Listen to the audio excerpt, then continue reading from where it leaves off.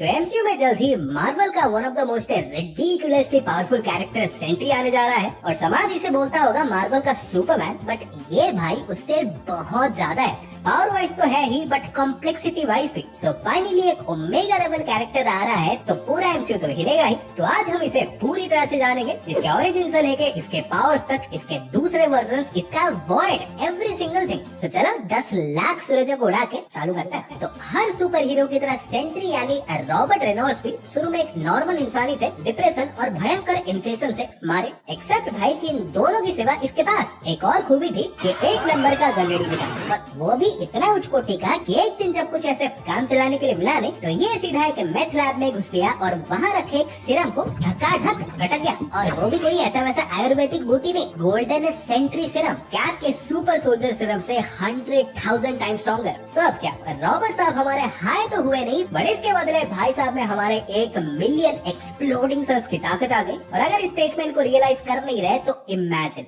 अगर बस एक सन के फटने से पूरा का पूरा सोलर सिस्टम खत्म हो जाता है, एवरी लाइफ इन इट। तो रॉबर्ट में भाई अब 1 मिलियन सन्स की एक्सप्लोडिंग पावर्स यानी 10 लाख सोलर सिस्टम्स को एक ही बार में वाइप आउट करने की ताकत आ चुकी थी, जो कि लेट मी टेल यू बहुत से भी बहुत है। सो पावर्स को प्राप्त करने के बाद ये भी हमारे एग्जैक्टली वही किया जो कि हर नया सुपर हीरो करता है, अपने बुलीज को रगड़ रगड़ के कूटा, गर्लफ्रेंड पटाई, चिंदी चुंदी विलेंस को कूट काट के अवेंजर्स के दोस्त बन गए। और दोस्त छोड़ो, स्टार टावर के ऊपर तो अपनी खुद की एक टावर ही बना ली, वॉच टावर, जहाँ से पूरी दुनिया के अपडेट्स मिलती थी। और बाय द वे ये वॉच टावर थंडरबोल्ट्स में भी होने वाला है, सो गेट रेडी। बट बेसिकली बात यह है कि इसके लिए सब कुछ परफेक्ट चल रहा था, बट जैसे हमारे अंकल बनप्रीत जी ने कहा था, with great power comes great कलेश। तो आ गया कलेश, और वो भी वॉइड के नाम से। लाइक रॉबर्ट देखो एक नंबर का नशेड़ी तो था ही, बट इसे स्किज़ोफ्रेनिया भी था, एक ऐसी मानसिक बीमारी जिसमें बंदा हमारा हेलुसिनेशंस देखता है, गजनी बन जाता है, नेगेटिव थॉट्स आते रहते हैं, इन शॉर्ट दिमाग की वाट लग जाती है। बट इसका मैटर और भी खतरनाक था, बिकॉज इसके स्किज़ोफ्रेनिया ने वॉइड नाम का एक इविल अल्टर ईगो ही क्रिएट कर लिया था। और जब रॉबर्ट ने गोल्डन सेंट्री सिरम लिया तो सिरम ने भाई उसके साथ साथ वॉइड की भी नेगेटिव पावर्स को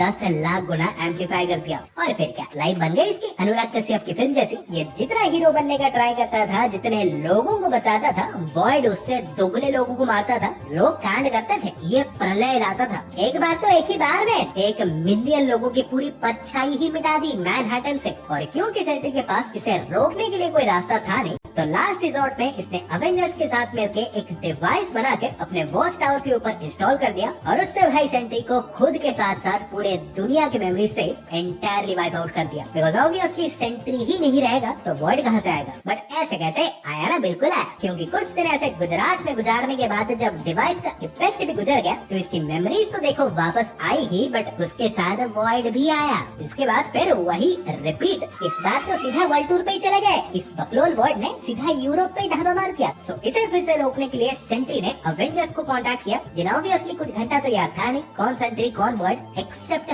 हल्क को। बट इवेंचुअली चलो एक एक करके सबको याद आ गया और वॉइड के साथ एक मैसिव बैटल करने के बाद इन्होंने फिर से वॉच टावर को एक्टिवेट करके सेंट्री की यादों को फिर से मिटा दिया। बट स्टोरी जहाँ सबकी खत्म होती है वहीं हमारी शुरू होती है, क्योंकि इसका गजनी आर्क चाहे खत्म हो गया बट चालू हुआ अब इसका कमबैक आर्क। क्योंकि अब ये सीधा जब हमारे न्यू अवेंजर्स में दिखा तो शुरू में तो इसने अपने आप को कम्प्लीटली आइसोलेट कर रखा था, इस तरह से कि अगर वो अपने पावर्स को कभी यूज करेगा तो वॉइड प्रकट हो जाएगा। बट इंटरेस्टिंगली भाई इस बार हमारे सेंट्री अवेंजर्स के पास नहीं बल्कि अवेंजर्स और एक्समेन सारे मिलके इसके पास है और ये रिवील कर दिया कि बेटा संतरे, ये जो तेरा डर है कि पावर्स को यूज करने से वॉइड लौट आएगा, तो ये एक्चुअली और कुछ नहीं बल्कि बहुत ही मोटा सा बड़ा सा मिसकंसेप्शन है, जिसे मास्टरमाइंड नाम के एक म्यूटेंट विलन ने तेरे दिमाग में एक वायरस के जरिए इम्प्लांट कर रखा था ताकि तू कभी अपने पावर्स को यूज ही ना कर पाए।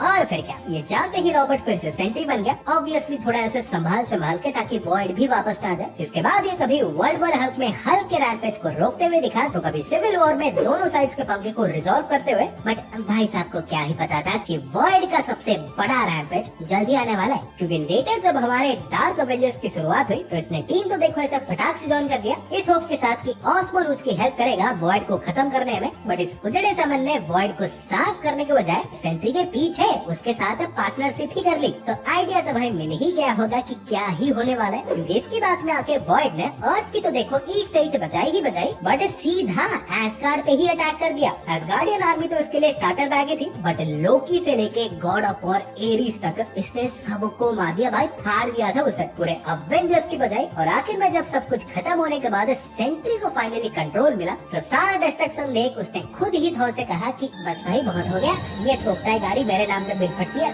और सहा नहीं जाता, वॉइड को रोकना है तो मुझे ही मरना पड़ेगा। जिससे एंड में ना चाहते हुए भी थॉर ने सेंट्री के बॉडी को लेके सूरज में फेंक दिया, मतलब छोड़ दिया। बट अभी तक अगर देखो समझे नहीं तो the thing is he never truly dies, because Horseman of Death में अपोकलिप्स ट्विंस ने सेलेस्टियल्स के लाइफ सीड और डेथ सीड से सेंट्री को रेजरेक्ट कर दिया, और वो भी even more powerful death seed Sentry के रूप में, एक वे मोर पावरफुल वर्जन जिसपे सीड की पावर्स भाई ठूस ठूस के भरी थी। इसने थॉर को भाई रास्ते में पड़े किसी बस्ते की तरह पटक पटक के कूट रखा है। बट फिर अगर सोच रहे हो कि ये सबसे पावरफुल वर्जन है तो तुम गलत हो, क्योंकि सेंट्री के देखो रिबॉर्न सीरीज में जब ये वॉइड से लड़ा नहीं बल्कि उससे कंबाइन होके मर्ज्ड सेंट्री बना था, तब इसके बाद सेंट्री की तो ऑब्वियसली सारी पावर्स थी, बट वॉइड की भी, जैसे कि darkness manipulation, safe shifting, teleportation, everything. इसने अवेंजर्स को, छोड़ो वो तो बच्चे ही है, एमसीयू के currently 2 of the most powerful character यानी थॉर और कैप्टन मार्वल को इसने लिटरली 2 हाथों से 2 चाटे मार के उड़ा दिया था, और वो भी पता नहीं कितने दूर तक। बट बात अलग है, राइटर्स की कृपा से इतना कुछ करके